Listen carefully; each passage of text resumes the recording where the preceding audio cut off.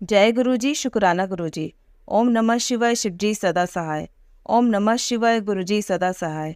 जय गुरुजी। संगत जी, आज का सत्संग एक आंटी जी का है। आंटी जी ने अपना नाम और स्थान शेयर नहीं किया है।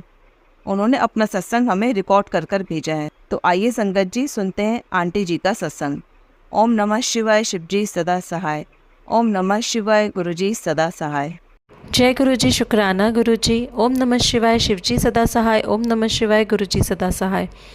संगत जी, मैं अपना एक शुक्राना सत्संग आप लोगों से शेयर करना चाहूँगी। मैं मार्च 2024 के फर्स्ट वीक में ही गुरुजी से कनेक्ट हुई थी।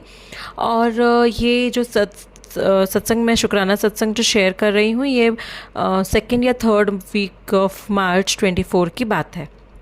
तो मेरा बेटा एक्चुअली वो ट्यूशन जा रहा था। तो वो नॉर्मली ट्यूशन ऑटो से या कैब से जाता है, उबर से बुक करके। तो वो बुक करने लगा, उसका ट्यूशन का टाइम हो गया था, वो लेट हो रहा था। तो कोई भी कैब या ऑटो बुक नहीं हो रहा था। तो वो बहुत देर तक ट्राई करता रहा, ट्यूशन का टाइम हो चला था। तो फिर उसने थोड़ी देर ट्राई करके फिर मेरे अंकल को बोला, मेरे अंकल घर पर ही थे, तो कि पापा प्लीज़ मुझे ड्रॉप कर दीजिए। तो मेरे अंकल ने बोला ठीक है, जल्दी करो, बहुत लेट हो चुका। फिर ये लोग बहुत जल्दी जल्दी गए थे।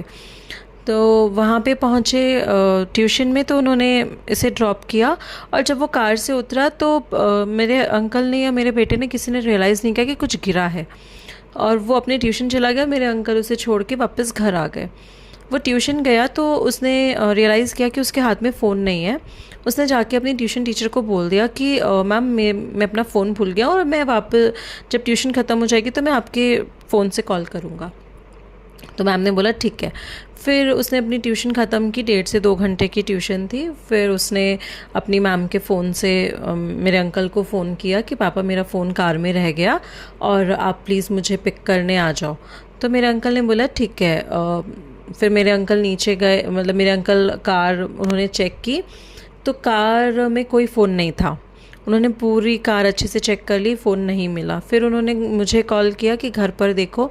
मैंने, मेरे इन-लॉज़ ने, हमने पूरा घर छान लिया, कहीं हमें फ़ोन नहीं मिला। तो अब यही हो गया था कि या तो फ़ोन चोरी हो गया या फिर फ़ोन कहीं गिर गया। तो हमें थोड़ा सा यही लगा कि जब वो गाड़ी से उतरा होगा तभी उसका फ़ोन गिरा है।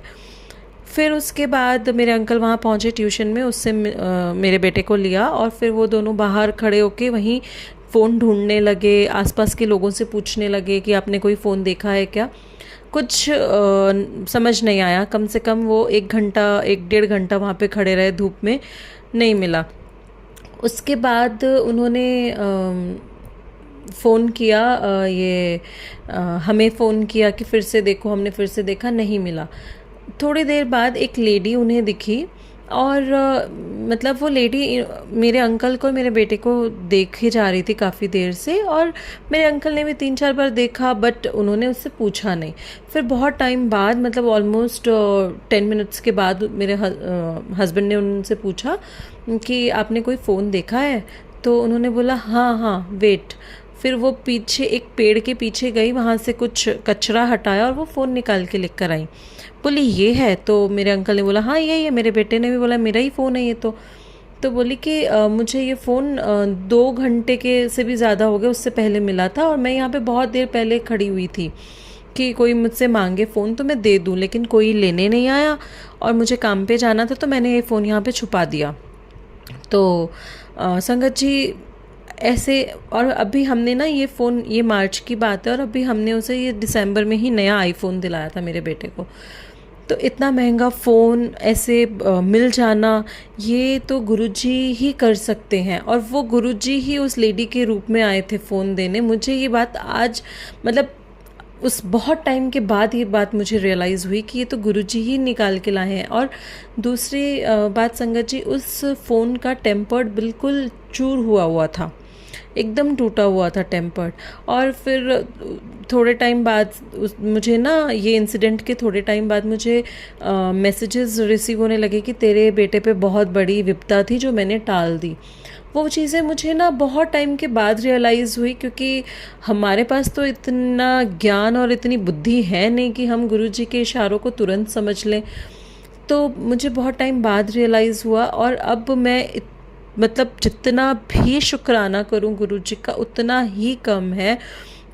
फ़ोन तो गुरुजी ने दिया ही दिया वापस लाकर, साथ में मेरे बच्चे को कौन से कष्ट से निकाला ये भी नहीं पता मुझे।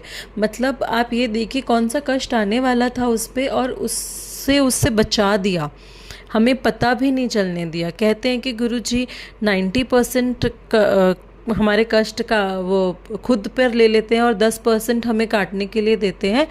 तो मुझे तो ऐसा लग रहा था जैसे मेरे बच्चे को तो उन्होंने फूल की तरह बस, कि भाई तुम पे कोई कष्ट नहीं आने दूंगा, ऐसे करके निकाल दिया।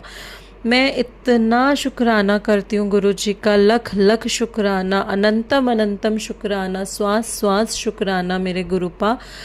आपका इतना शुक्राना है हम पर अपना हाथ बनाए रखने के लिए, हम पे अपनी कृपा करने के लिए। हमारा आप हर पल किसी न किसी तरीके से कल्याण कर रहे हैं, उसके लिए शुक्राना गुरुपा।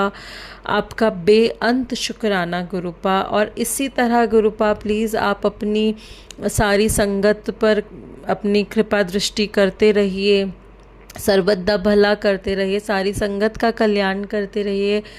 और मतलब हम अपने इन छोटे शब्दों से क्या ही शुक्राना करेंगे। गुरुजी इतना कुछ हमारे लिए कर देते हैं कि हमारे शब्द छोटे पड़ जाते हैं।